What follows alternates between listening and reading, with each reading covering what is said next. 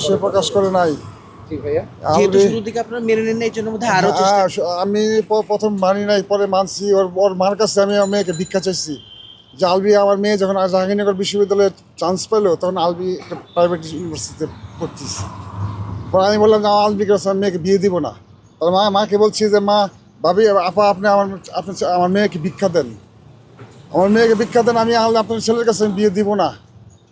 আলবির মা মানে নাই। আলবির মা আলবি সহ একটা যোগসূত্র করে আমার মেয়েকে তারা নিয়ে চলে গেছে, নিয়ে তারা বিয়ে করেছে। মেয়ে তখন আমার ইমেচিওর, ইন্টারমিডিয়েট, ফার্স্ট ইয়ার পরে অনার্স ফার্স্ট ইয়ার। তারপরে মাইনে নিচ্ছি, কী করবো, একটা সন্তান আমার। তারপরে আমার সংসার, আমি চাইছি যে সংসার করুক ছেলে। আমি বুঝতে পারতেছি যে খারাপ হবে, মিডিয়ার মানুষ খারাপ ভালো হয় না, ওরা অসভ্য।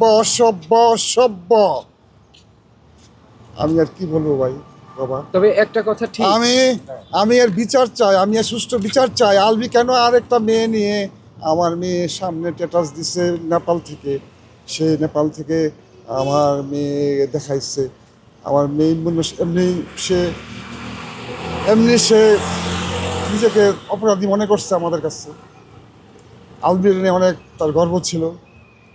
আলবি যদি সে এটা করছে, আলবি এই জন্য আমার মেয়ে খুব দুঃখে, এবং আলবির প্ররোচনায় এবং আলবির মার প্ররোচনায় আমার মেয়ে হয়তো সুইসাইড করছে।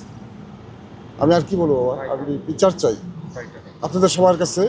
আমার অনুরোধ, আপনাদের মাধ্যমে বিচার চাই, সুষ্ঠু বিচার চাই। সে দোষী হয় তাদের শাস্তি হয়। আপনার মামলা করেন?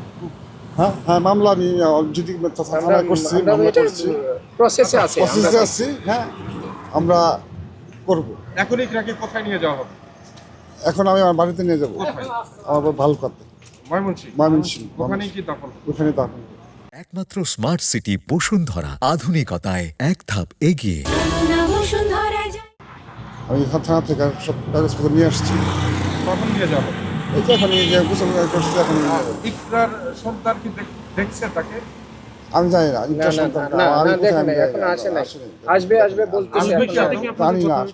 আর এখানে রিপোর্টটা কি পেলেন? মানে আমার ওয়াইফের সাথে সুইসাইড না, রিপোর্টটা এখন দিবে না, রিপোর্টটা 7 দিন পরে দিবে। আচ্ছা। আপনার নাতিকে দেখছেন? না, আমি দেখি নাই বাবা, আমি দেখি নাই, ওরা নিয়ে আসে নাই, আমি দেখি নাই। নিয়ে আসার কথা ছিল। আমার সাথে এরকম কথা নেই।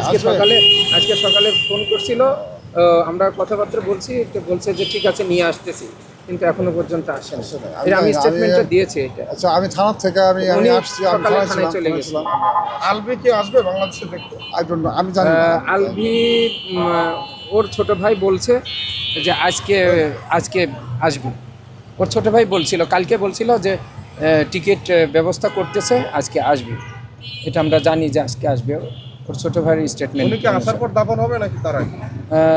না, এখন তো আমরা কুইক নিয়ে যাব, আমরা জানি না, কারণ ওরা কেউ এই দিকে আসতেছে না।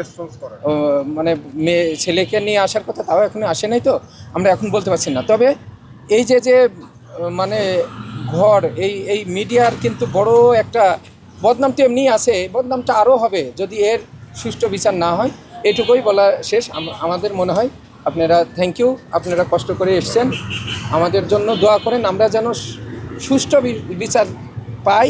শুধু আমরা না, এই বিচারের মাধ্যমে যেন একটা দৃষ্টান্তমূলক কিছু ঘটে, যেটা সবার জন্য লেসন হয়ে যায়। এই মিডিয়া জগৎ দরকার আছে। তার মা দায়ী, তার মা ছিল অনেক অংশে দায়ী। তার মা একটা নর্মাল মহিলা। তার মার কাছে আমি আমার মেয়েকে ভিক্ষা চাইছি যে আমার মেয়েকে আপনি ভিক্ষা দেন, আমার মেয়ে ভিক্ষা দেন। আমার একটা মেয়ে, আমার বড় অনেক আশা, মেয়েটা ব্রিলিয়ান্ট ছিল। এই পাল্লাই পরে আমার মেয়েটা লেখাপড়া করতে মাস্টার্স জাহাঙ্গীরনগর ভর্তি হয়েছে, পাস করছে, অনার্স করলো। নিজের কোনো ক্যারিয়ারও করে নাই? করে নাই, এই যে একমাত্র এর জন্য, সংসারের জন্য। ঠিক আছে, আপনাদের ধন্যবাদ। আঙ্কেল, ওই যে কালকে কবে কথা হয়েছিল আপনার সাথে? কালকে কথা হয়েছিল?